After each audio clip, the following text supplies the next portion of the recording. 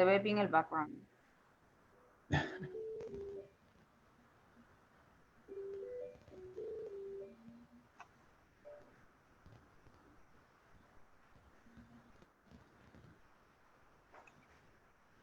Okay. So you can still hear me, right? Hello? I can hear you, yeah. Okay. All right. So we are live. So good evening. My name is Tomas Avila, and I am here with a conversation that I started back in June, which I have titled Latino Leadership 2020, Honoring Our Past, Transforming Our Present, and Leading Our Future. And it is a conversation based on the history of the Latino community achievement for the last 20 years. I focus on 2000 to 2020. And the reason I focus on that is because that is a period that all the work that was done by previous leaders way back in the 60s, it came to, I would say, an affirmation during the 2000 period. And from there, it was demonstrated in particular with, in politics, in particular, with the election of 24 Latinos between the period of 2000 and 2020. And those are 24 Latinos that are presently serving. But if we look back even farther, during that period, we elected about 40 Latinos because some of them have lost, some of them ran against each other. But the fact is that the political power attained by Latinos was surprising. And it was surprising, I say that because there is a book that was published by the Gaston Institute called Latinos in New England. And it documents what we achieved in Rhode Island. And according to them, what we achieved in Rhode Island in that period of time was not ever experienced across New England.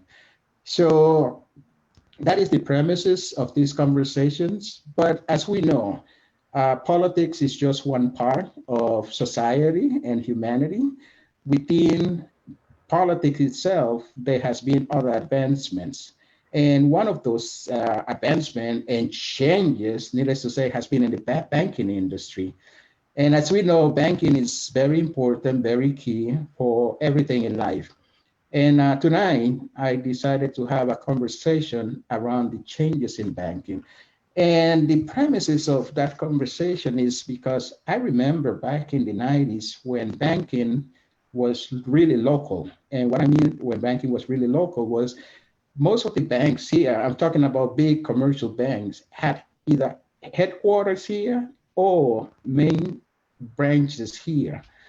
And back then, what I used to see was more participation from the banking industry and bankers with the minority communities.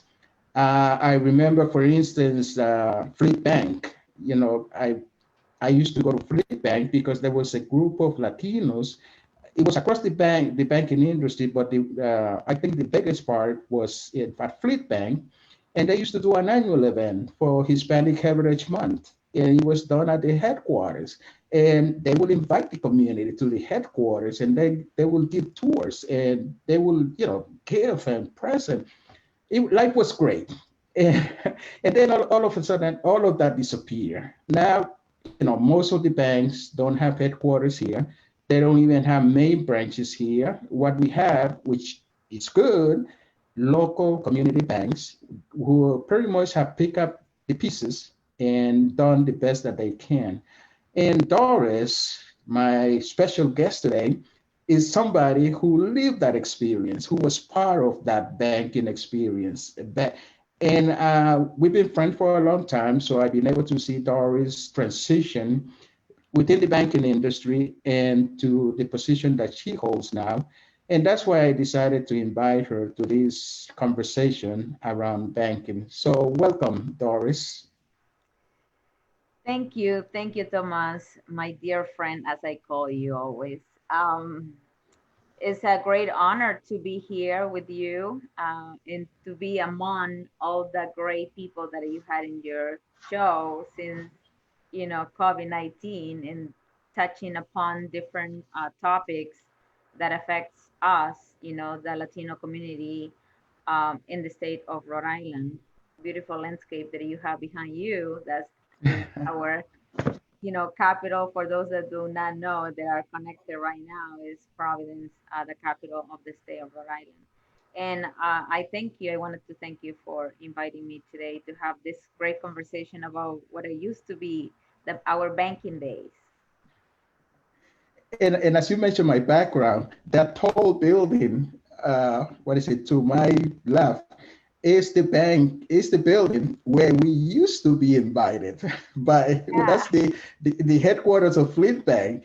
And that building was very accessible, very friendly, and very accommodating Yeah. to every community. And again, so I feel that that's very important. So, Doris, tell us about your banking experience. Tell us where you started, how you started, and Yeah. everything about you. But actually, I work in those three buildings: that the tall building, the Superman, the white building, and then the tower, the Fleet Capital Oh, Tower. When I work in corporate banking, but my banking career started. I was doing the numbers today. I was like, oh my gosh, should I say that or that? But come on, say it. it started in 1989, actually, in San Francisco when I worked for Wells Fargo and Mhm. in trade. Prior to that, I worked in Franklin Investments in San Francisco, and then I moved here, with my husband, and settled in Bristol. So I really didn't know that we had Latinos in Rhode Island because I used to commute back and forth, and I got hired over the phone. I had a phone interview when I was moving from California to Rhode Island, and I got a job at Citizens Bank in asset-based lending. From there, I went back to school to get my degree in business administration and computer science. And that's when I started working for Fleet. I started in Johnson in audit, in the audit department. And then my dear mentor and friend, Bob Beyond, saw something on me and he said, you are coming to work for me.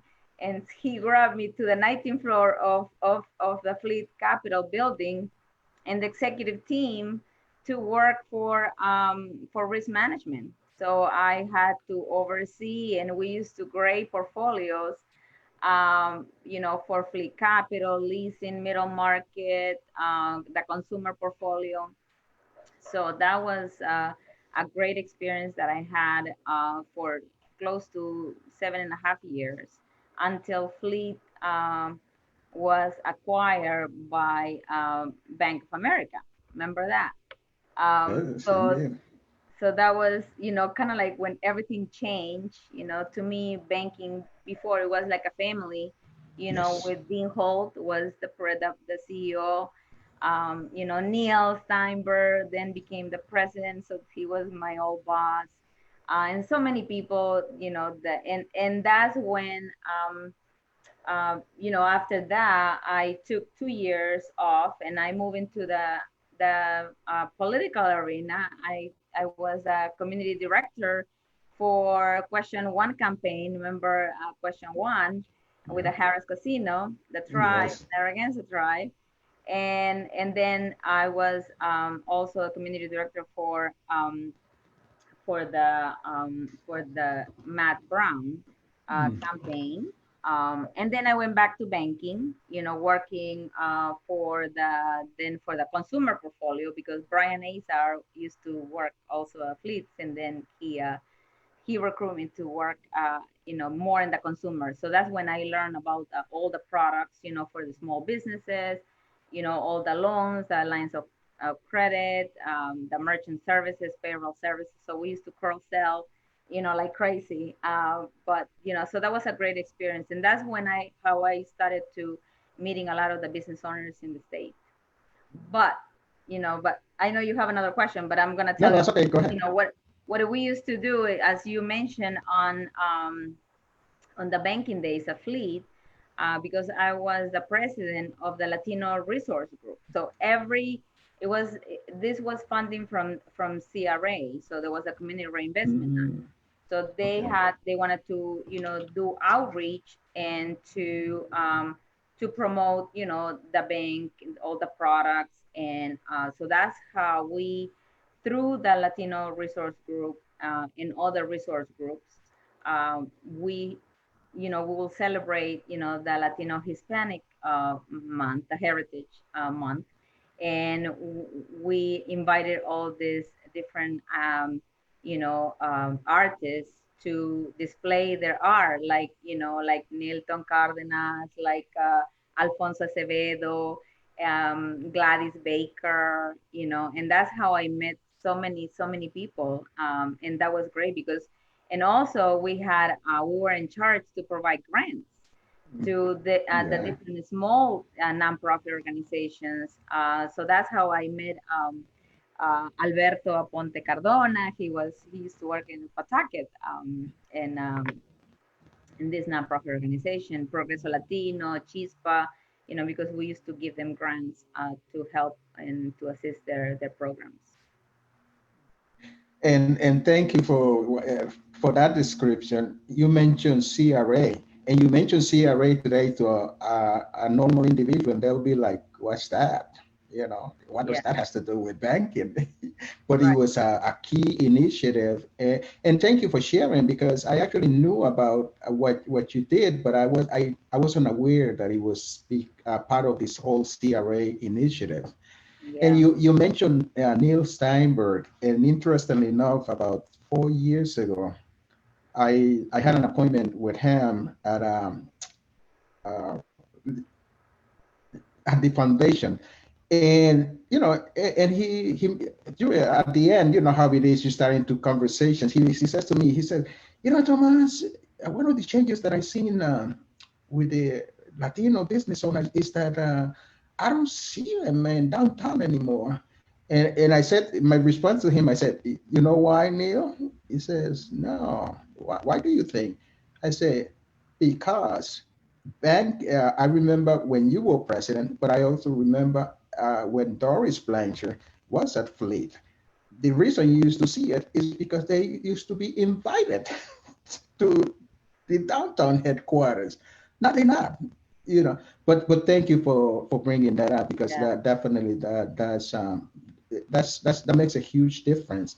And you mentioned the casino, and again, thank you for. Interestingly enough, I was invited to this group that, with all this racial and everything that's happening, and one of the participants is from the Narragansett nation.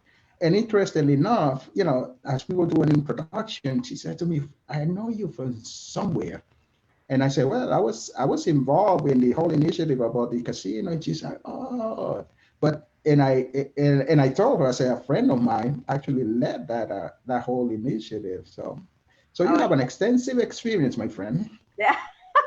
Oh my God, we used to work so many hours. I think I don't remember working. I mean, besides now COVID, I don't remember putting so many hours in that campaign, but that was like, remember we used to have a bus and we used to go to every, like hit like maybe like, I don't know, 4 or 5 events a day, so that was very intense, but it was a great experience, I mean, to be very like, from like 7 in the morning to 10, 11 o'clock at night. So that was a great experience. But but talking about, I mean, we used to have these great receptions, in the tower there on the 19th floor, to give the grants out.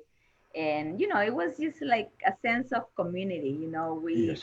everybody loved the celebrations. We had like catering, and I mean, everything was free. Gifts, like oh yeah, it was great. Not Yeah. anymore. No, we don't Yeah, have. no.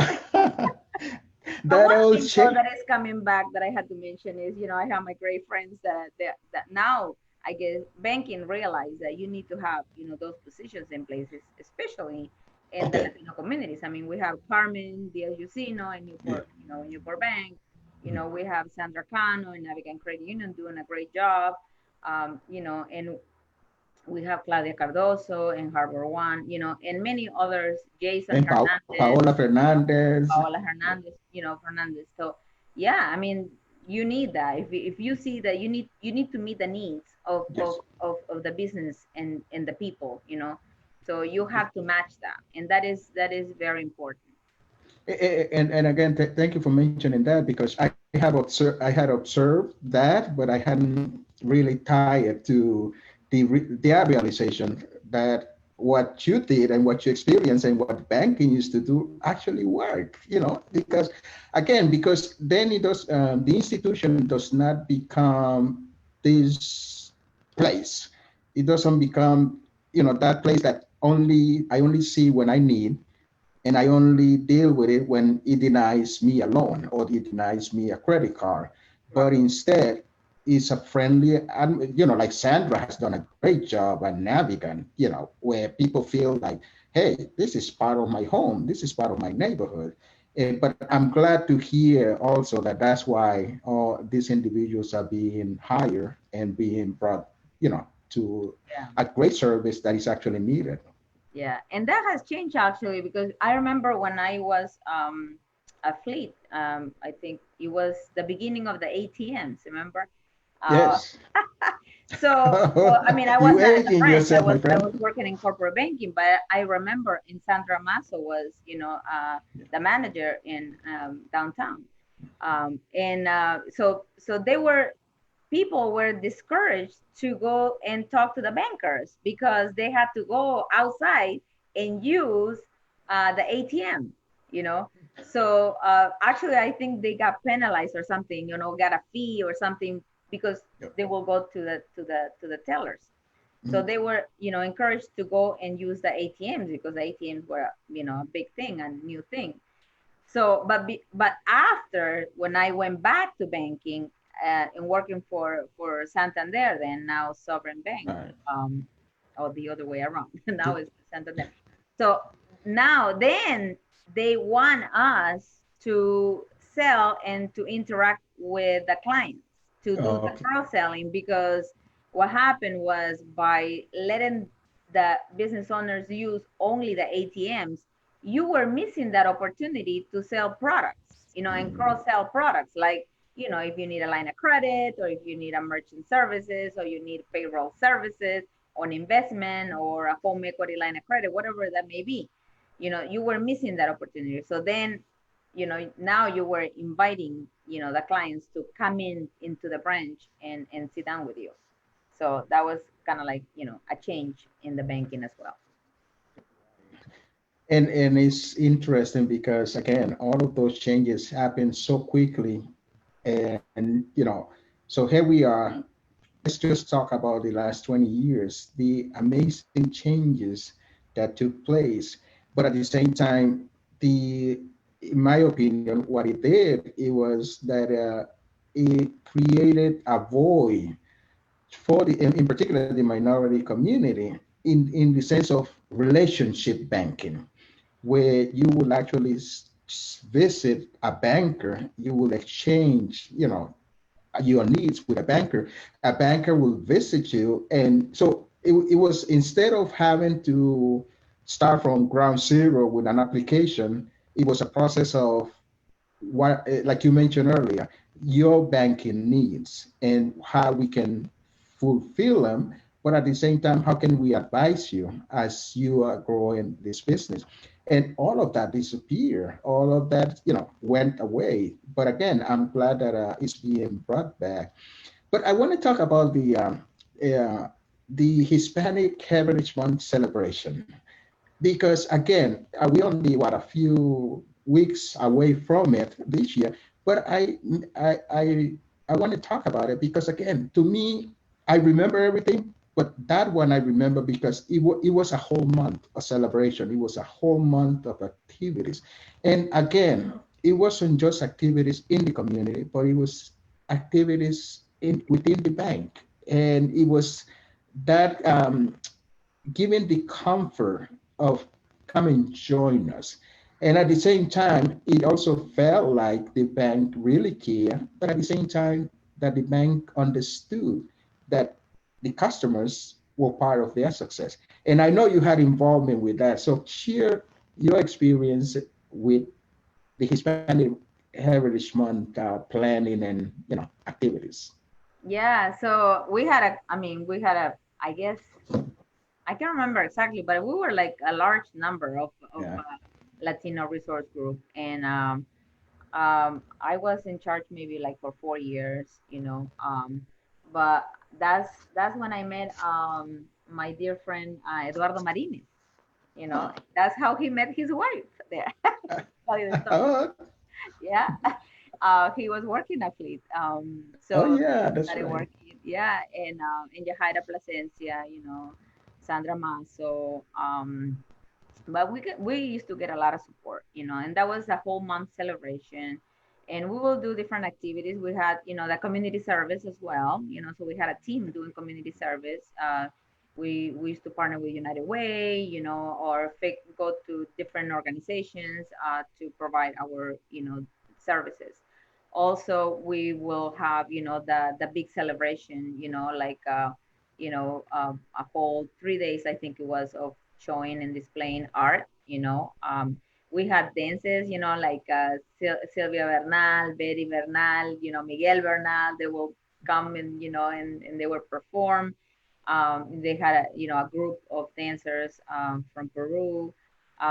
We had different organizations, like the Bolivian organization, and just working all together and displaying, like doing food tasting and the art and the performers. We had piano players, and it was just so nice. And we had a special reception. Um, we had, and then also we celebrate that, given the grants, at the end of the week. So we used to give that, and that was kind of like the nice I'm hearing about. Uh, Uh, I hear you. Yeah. can you hear me? Okay. Yeah. Um, and we had the checks of the grants. So, but that was great. So Yeah. So again, it was a great celebration. It was a great, to me, it was empowering the community and the business owners, and and the art and culture, and all of that was very empowering, and at the same time very inclusive of all of that. So and again, thank you, because I know you were a participant. But something that you made, that as I'm listening to you, is interesting, because a lot of the bankers, Latino bankers back then, are now into mortgages. You mentioned Sandra Maso, and mortgages and real estate. But Eduardo I Marin, just made that right. I just made that connection as you were speaking, because a lot of them is, they're still around, but they're not necessarily in banking, but they are in mortgages. So that is an interesting, again, and all of that happens through all of these changes that, after uh, uh, Bank of America bought Fleet Bank, which yeah, it was a big loss for Rhode Island. I know. Yeah, that was very sad. A lot of changes, but we used to know each other. Like, and a lot of people will move to Citizens Bank, Bank of America. My whole department was moved between Boston and North Carolina, so I had to travel. And but my kids were little, so I said no. They gave us a huge package, severance package. So then I decided, just that I could not continue traveling, with the kids and little. So I decided to just leave the bank.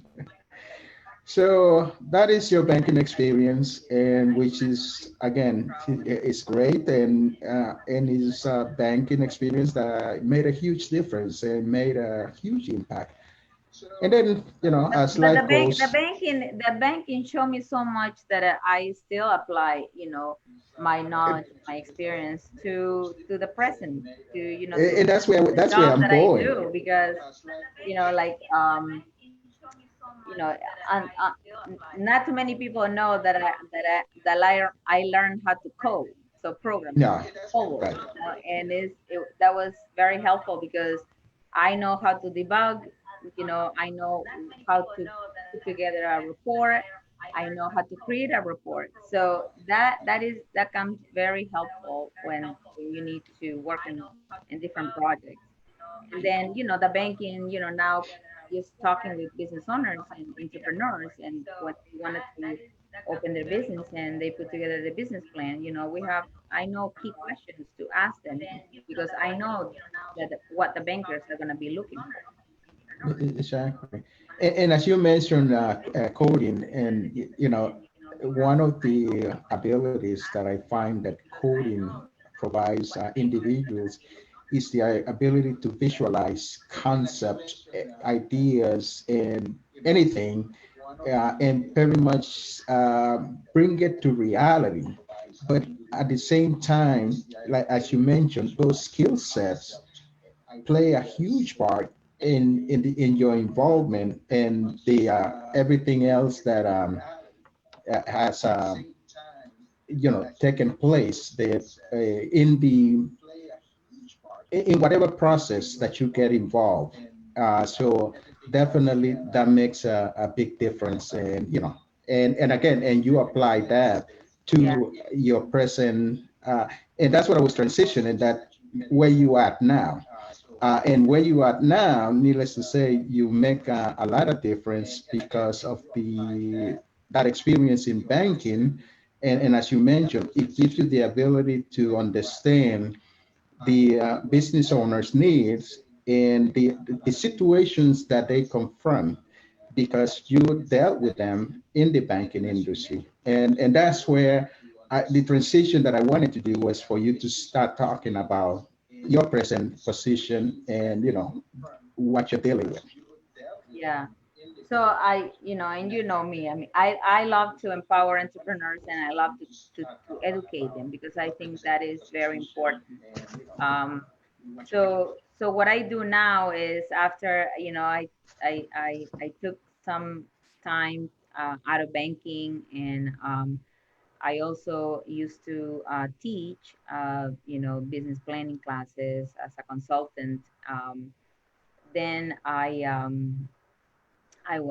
applied for the job that I have at Commerce. It's the Rhode Island Commerce Corporation, which is the economic development corporation of the state, where I manage, I mean, I wear many hats, but I think the two main jobs that I have there is, one is I manage the Small Business Assistance Program, which is access to capital for our entrepreneurs.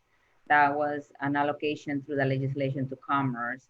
And we have some lenders that, we refer clients when they get declined or denied because they are startups, or, they don't qualify for a regular loan through traditional banking. So we work with these lenders to provide them with that funding.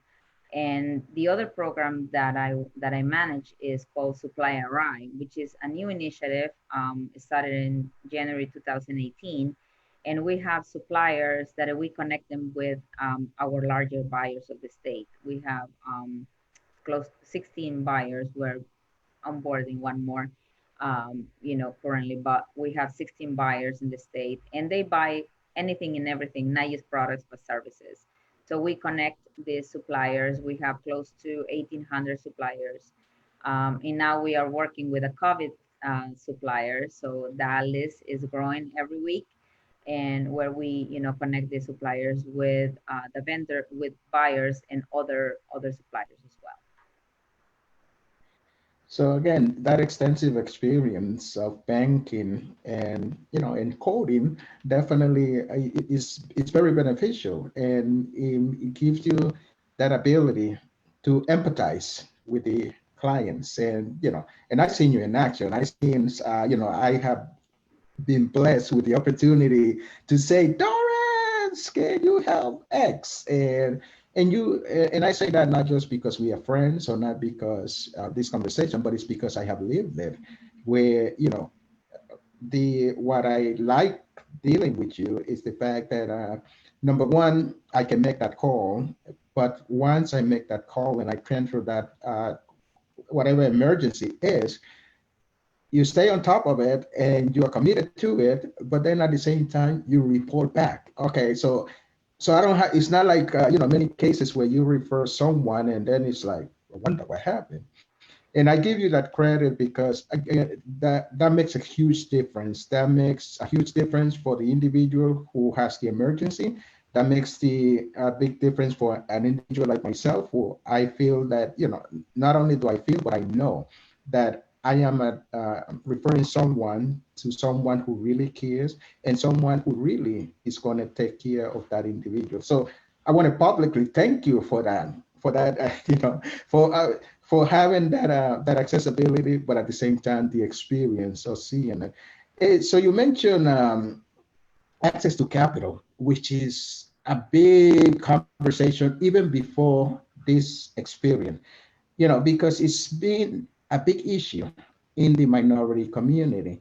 And I will tie it back somehow to where we started, where banking used to be before, where access to capital, again, was a continuous flow of a relationship between the bankers, the banking, and the business owners.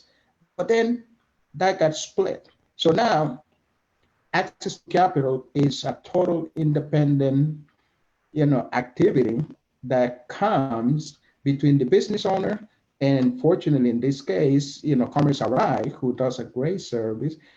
But how do you feel that that is changing and that we will eventually see?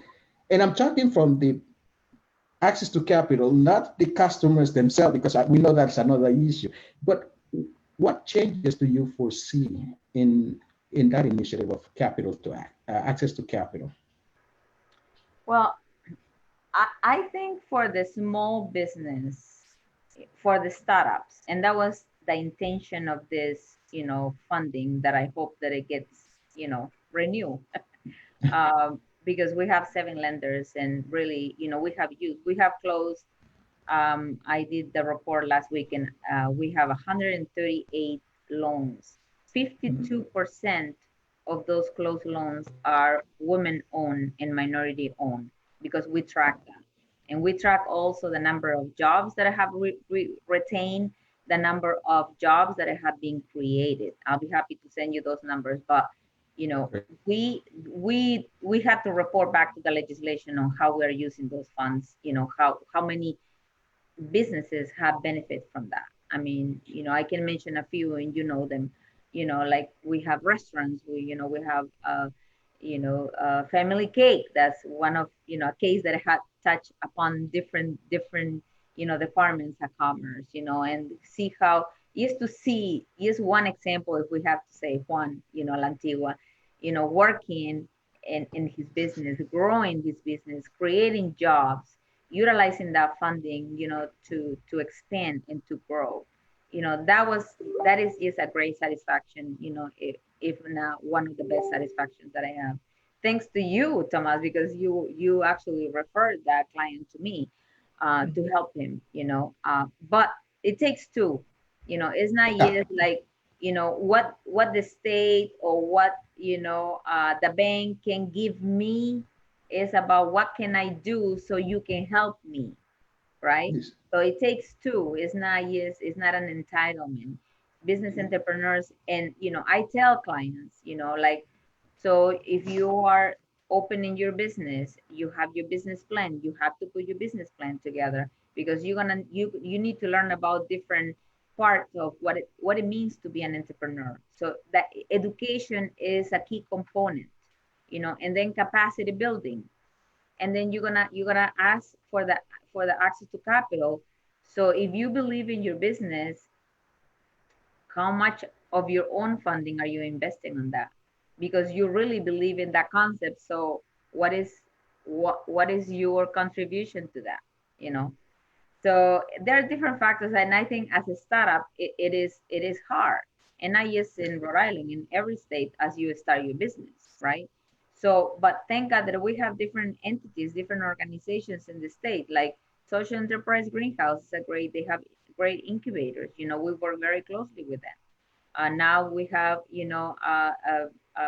programs that are in Spanish, the Center for Women in Enterprise, SBDC, SCORE, and many other entities that we didn't have before, so active, so integrated. And that's one of the things that I think that has helped me because I work with all of them. If I need a counselor, an advisor, I'm gonna call somebody from SBDC. If I need to refer a client to take a workshop and create their business plan, I'm going to refer them to the Center for One Enterprise, the Indian Incubator, Hope in Maine. I mean, the tech support,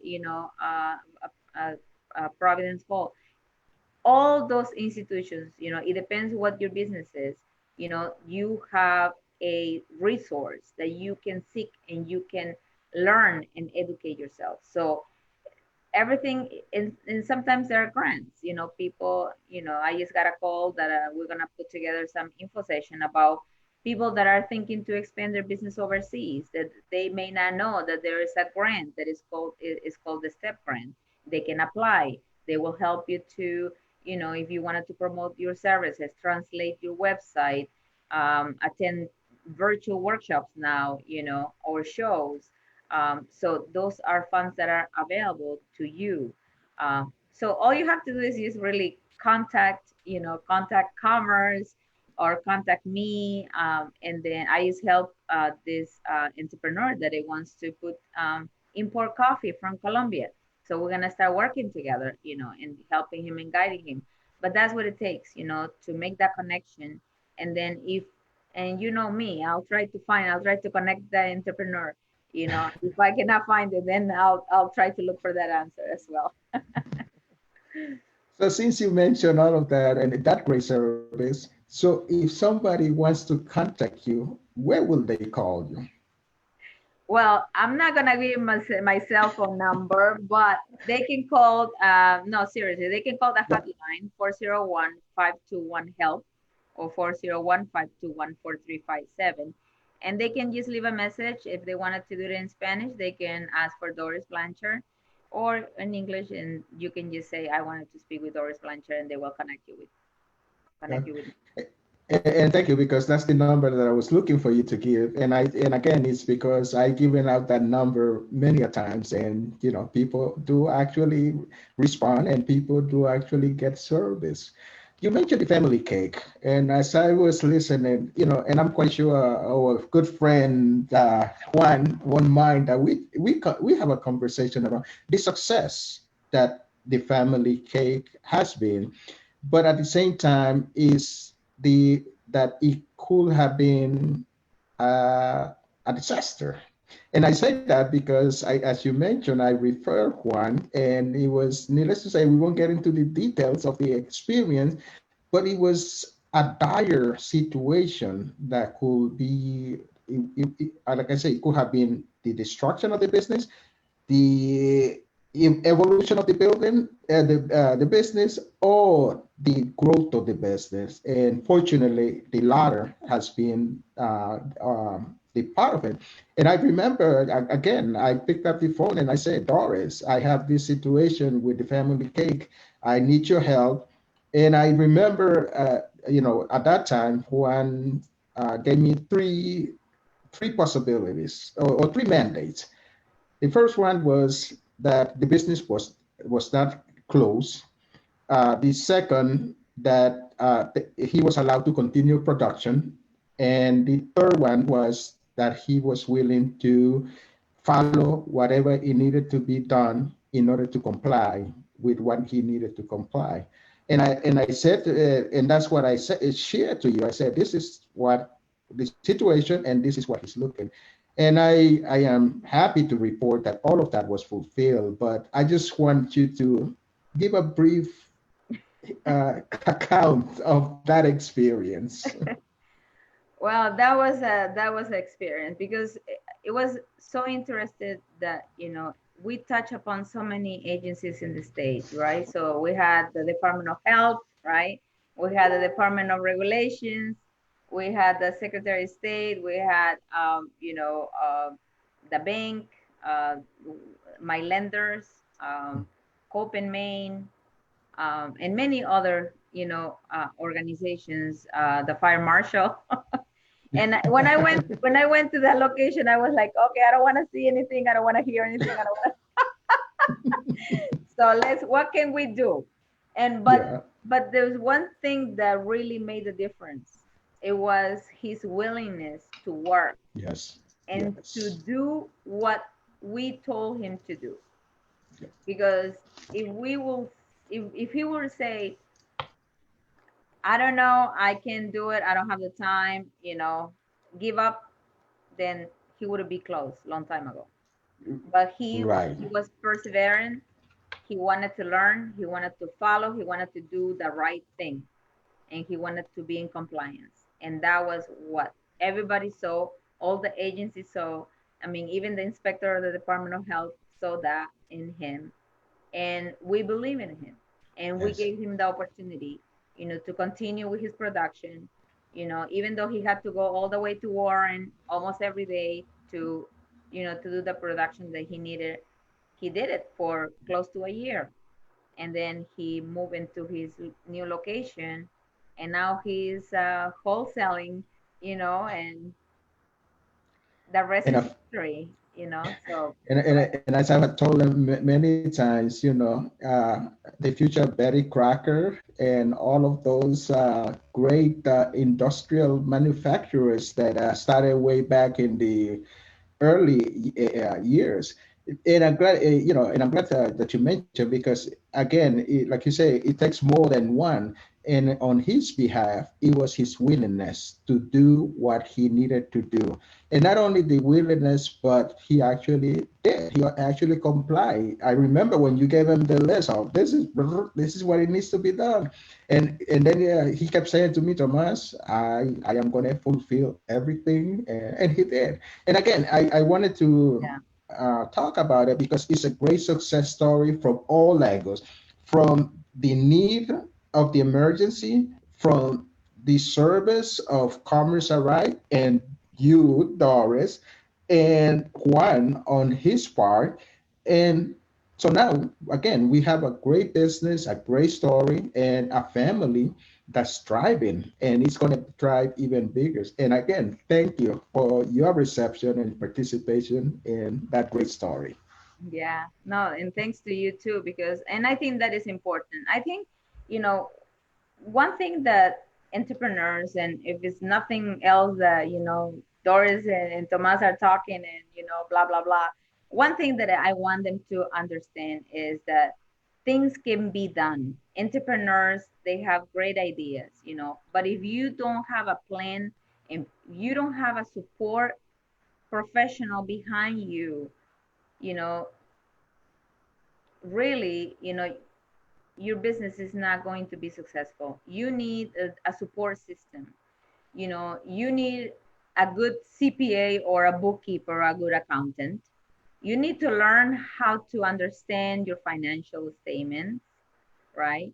You need a good banker to sit down and go and interview bankers. It's not too much about the bank, it's about the banker that works in the bank to provide you with that and establish that relationship with you, to see you grow, to provide you with those resources and with those programs that it will benefit your business, and to have a group of advisors around you to help you, you know.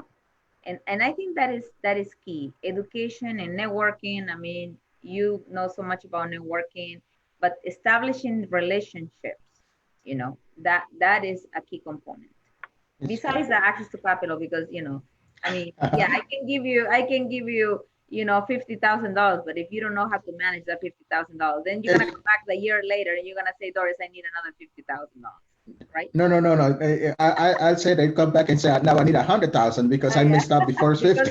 yeah, because I lost it all. And I'm glad how you concluded, because access to capital, yes, is one thing, but everything that you described is what actually drives into the access to capital, and it facilitates the accessibility to that capital, because it's not just access to capital, it's not just the fact that the money is there, but it's the responsibility that the business owner, and that's what you described very well, has in order to have that accessibility to that capital. What else Doris does at Commerce What else? Harai? Well, I actually, and I hope that I have a group of entrepreneurs that I have been teaching them business planning, because I miss that so much, Thomas, is, like giving back is teaching a business planning class, about the idea, how you're going to put together a business plan, your marketing strategies, your research. Then when we talk about the financial, what is a balance sheet, a profit and loss statement, a cash flow, your expenses, and then put it in all together. And next week they're gonna be graduating. So I told them, I say, you are in my class and you need to do a good job. So if you're listening to me, and I'm gonna send that to them, this interview to them, because Great. they don't need to become an expert, but they need to feel comfortable identifying what are their costs, how they're going to be projecting their sales, what a P&L means, what a cash flow means, what a balance sheet means. Again, they don't need to become the CPAs of their own business, but they need to understand, because that is a key. And unfortunately, talking about COVID-19 affected so many small businesses, so many micro businesses, especially our minority community businesses. And one of the reasons is because, unfortunately, they didn't have their paperwork in place. They didn't have the records. They didn't do their taxes. They don't know if they are LLC or S corporation. They didn't have employees in payroll because they were paying them with cash. So, and that is, it's a missed opportunity. We try to help them, but also we have to follow the guidelines, especially when they're SBA loans, or or federal funding. We need to provide them with the guidelines that they're providing to us. And a lot of businesses, some of them, they're not gonna come back because of that, because of the lack of education, because the lack of being a little more formal, in their paperwork and their accounting systems. So yeah. Yeah, and I like how you say being more formal, because that's what I'm hearing, and I'm hearing it at the national level. That's been the problem of minority businesses. It's not just here in Rhode Island, but across the country. It was that lack of formality, that lack of education, a relationship with a banker, and that's what I keep hearing, is that, places where, okay, I have a whole bunch of money, but I have it in the bank.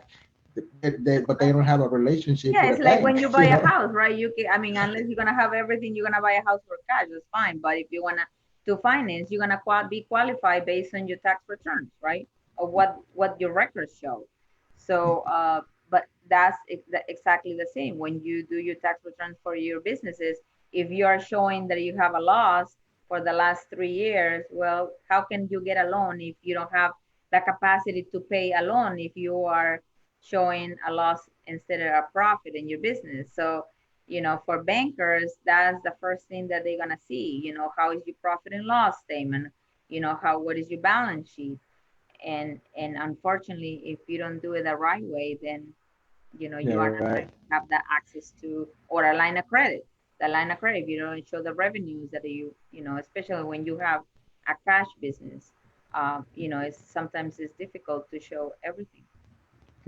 And as you describe that, I'm also thinking about the grants that are being, provided right now.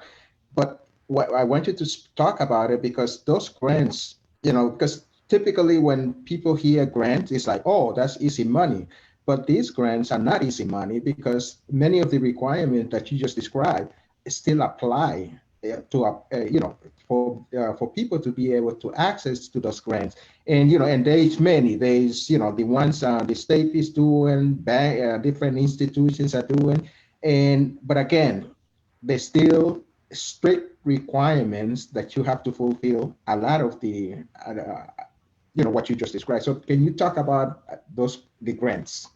Yeah, so the funding, comes from the federal funding for the CARES Act. And it was an allocation of $100 million to Rhode Island. Out of that, we are using 50 million for this Resort Array grant. Es una subvención, so you don't have to pay that back. But like, and out of that, 20% will be allocated for minority businesses, which is very important, to mention. But it's still, they need to qualify. So they will go to, if you go to commercearight.com, the first thing that you're gonna see is a yellow banner that it says Resort Array. And then you will go, and there's two parts in the application. The first one, you create an account, you provide your information, and then the industry that you are in. So, you had to create, apply for a dance number because it's federal funding. So we have to report back. That's why, that is the reason that you have to have a dance number. And then you have to identify what is the NICS code, because the NICS code will say if you are an industry that has been affected by COVID-19. So there is a list of the NICS code. If you don't know, you can Google the NICS code that you're in. If you're a restaurant, a beauty salon, or whatever. And then once you have that information, you will utilize a calculator, and the calculator will tell you if you qualify and for how much, depending of the number of employees and depending of the type of industry that you are, and if it has been affected, it has to be over 30% of the lost revenue that you had. And if it has been highly impacted, you will show that, and then according to that information, they will provide you. So the grant is up to $15,000. So you can get as low as $1,000 to up to $15,000. So, and the second part, once they send you an email, you need to upload that information. So there's a checklist in the website. I recommend everyone to create a folder to put all your documents in that folder. So when you are ready to upload your documents in part 2, you can just go to the folder and upload all those documents into in the portal.